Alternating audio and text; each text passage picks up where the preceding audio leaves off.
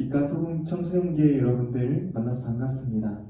오늘도 우리의 신앙 고백 후에 예배를 시작했으면 좋겠습니다. 나는 전능하신 아버지 하나님, 천지의 창조주를 믿습니다. 나는 그의 유일하신 아들, 우리 주 예수 그리스도를 믿습니다. 그는 성령으로 잉태되어 동정녀 마리아에서 나시고 본디오 빌라도에게 고난을 받아 십자가에 못 박혀 죽으시고 장사된 지 사흘 만에 죽은 자 가운데서 다시 살아나셨으며 하늘에 오르시어 전능하신 아버지 하나님 우편에 앉아 계시다가 거기로부터 살아있는 자와 죽은 자를 심판하러 오십니다. 나는 성령을 믿으며 거룩한 공교회와 성도의 교제와 죄를 용서받는 것과 몸의 부활과 영생을 믿습니다.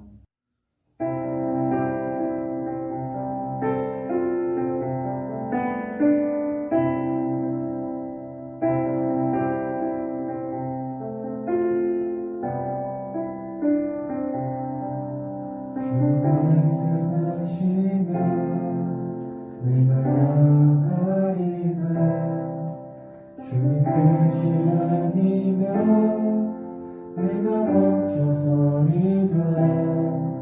나를 가고서는 것 주님 뜻에 있으니 오 주님 나를 이끄소서. 주님 말씀하시면 내가 나가리다. 주님 뜻이 아니면 내가 멈춰서리다. 나의 가고 서는 것 주님 뜻에 있으니 오 주님 나를 이끄소서. 뜻하신 그곳에 나 있기 원합니다. 이끄시는 대로 순종하며 살리니 연약한 내 영혼 통하여 일하소서. 주님 나라와 그 뜻을 위하여 뜻하신 그곳에 나 있기 원합니다. 이끄시는 대로 순종하며 살리니 연약한 내 영혼 통하여 일하소서. 주님 나라와 그 뜻을 위하여 주님 나를 이끄소서. 오 주님 나를 이끄소서.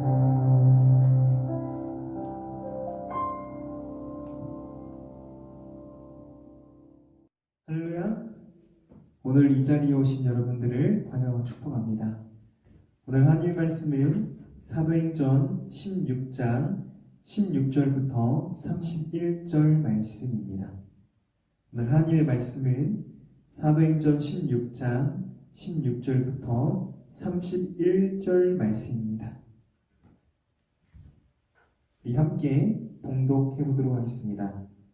우리가 기도하는 곳에 가다가 점치는 귀신 들린 여종 하나를 만나니 점으로 그 주인들에게 큰 이익을 주는 자라. 그가 바울과 우리를 따라와 소리질러 이르되 이 사람들은 지극히 높은 하나님의 종으로서 구원의 길을 너에게 전하는 자라 하며 이같이 여러 날을 하는지라. 바울이 심히 괴로워하여 돌이켜 그 귀신에게 이르되 예수 그리스도의 이름으로 내가 내게 명하노니 그에게서 나오라 하니 귀신이 즉시 나오니라. 여종의 주인들은 자기 수익의 소망이 끊어진 것을 보고 바울과 실라를 붙잡아 장터로 관리들에게 끌어갔다가 상관들 앞에 데리고 가서 말하되 이 사람들이 유대인인데 우리 성을 심히 요란하게 하여 로마 사람인 우리가 받지도 못하고 행하지도 못할 풍속을 전한다 하거늘 무리가 일제 일어나 고발하니 상관들이 옷을 찢어버리고 매로 치라 하여 많이 친 후에 옥에 가두고 간수에게 명하여 든든하게 지키라 하니 그가 이러한 명령을 받아 그들을 깊은 옥에 가두고 그 발을 차고에 든든히 채웠더니 한밤중에 바울과 신라가 기도하고 하나님을 찬송하며 죄수들이 듣더라. 이에 갑자기 큰 지진이 나서 옥터가 움직이고 문이 곧 다 열리며 모든 사람의 메인 것이 다 벗어진지라. 간수가 자다가 깨어 옥문들이 열린 것을 보고 죄수들이 도망한 줄을 생각하고 칼을 빼어 자결하려 하거늘 바울이 크게 소리질러 이르되 내 몸을 상하지 말라 우리가 다 여기 있노라 하니 간수가 등불을 달리고 하며 뛰며 들어가 무서워 떨며 바울과 신라 앞에 엎드리고 그들을 데리고 나가 이르되 선생들이여 내가 어떻게 하여야 구원을 받으리까 하거늘 이르되 주 예수를 믿으라 그리하면 너와 내 집이 구원을 받으리라 하고. 아멘. 할렐루야. 우리 옆 사람과 함께 같이 인사했으면 좋겠습니다. 주님께서 당신의 예배를 기다리고 계십니다. 우리 함께 인사해 봅시다. 주님께서 여러분들의 예배를 기다리고 계십니다. 이것을 믿으십니까? 아멘. 우리 같이 그러면 기도하고 시작했으면 좋겠습니다.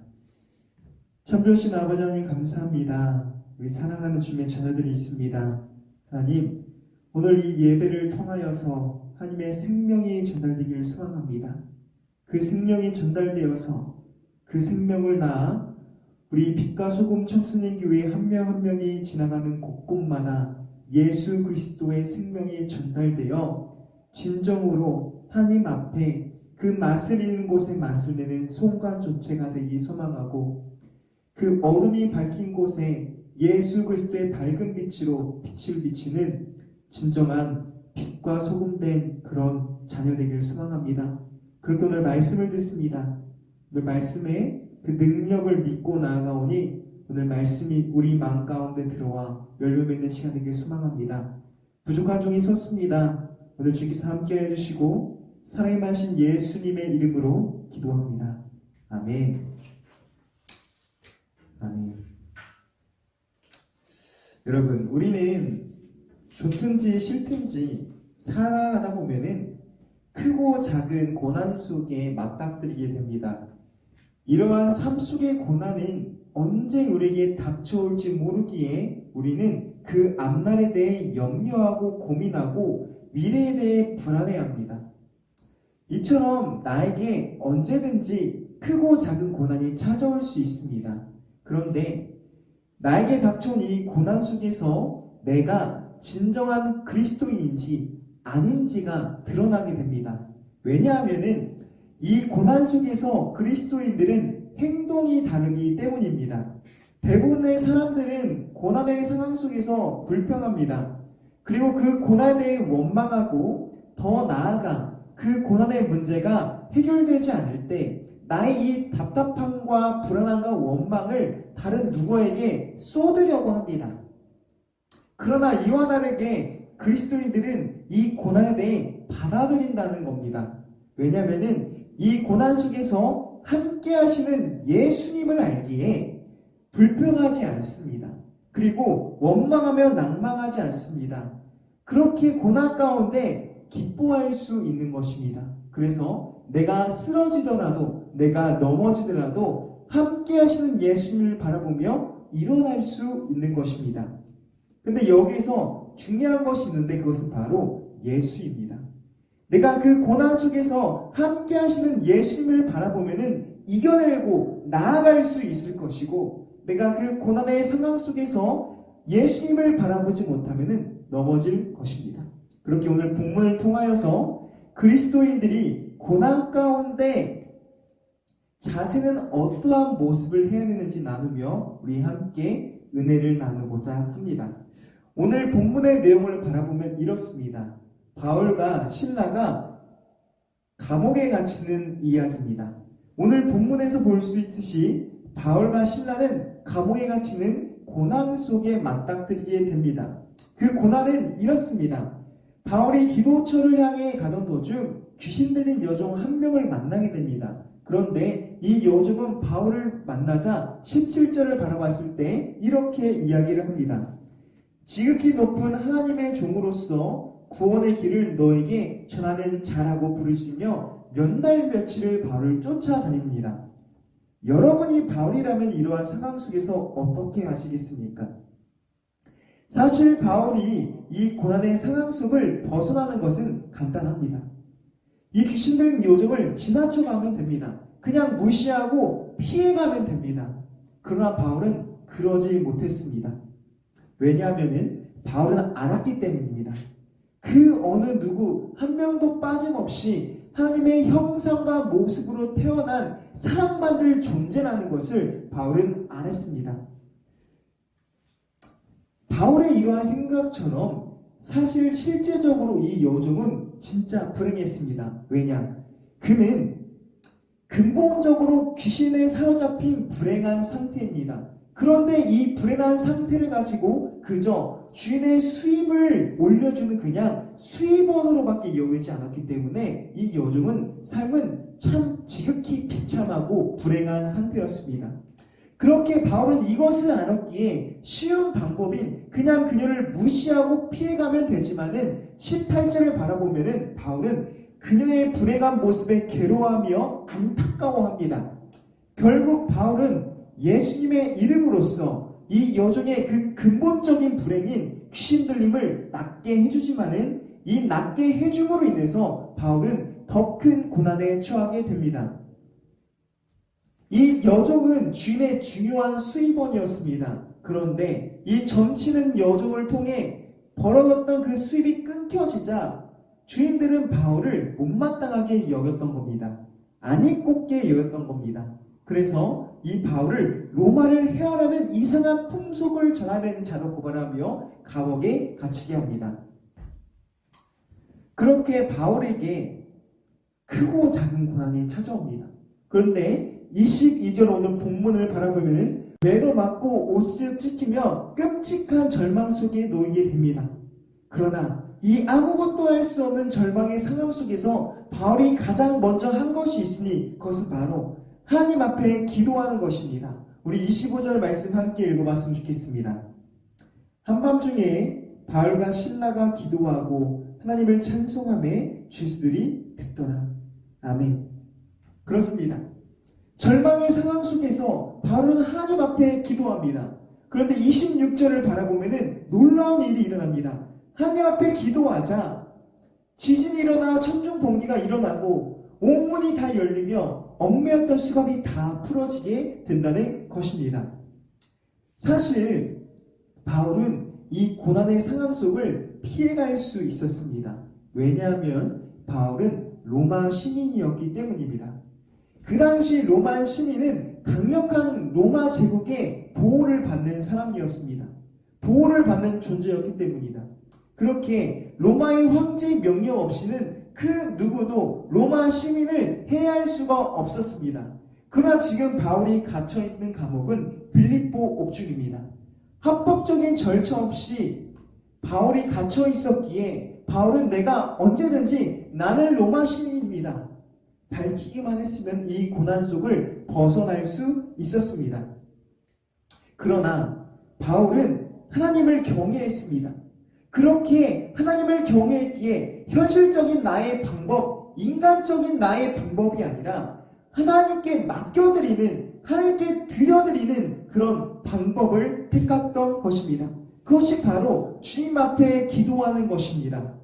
그런데 이 현실적으로 말도 안 되는 방법, 누가 들어도 비웃을 것 같은 이 방법으로 예수님께 기도하자 바울은 구원받았다는 것입니다. 이처럼 바울은 하나님께 맡기는 방법을 택했습니다.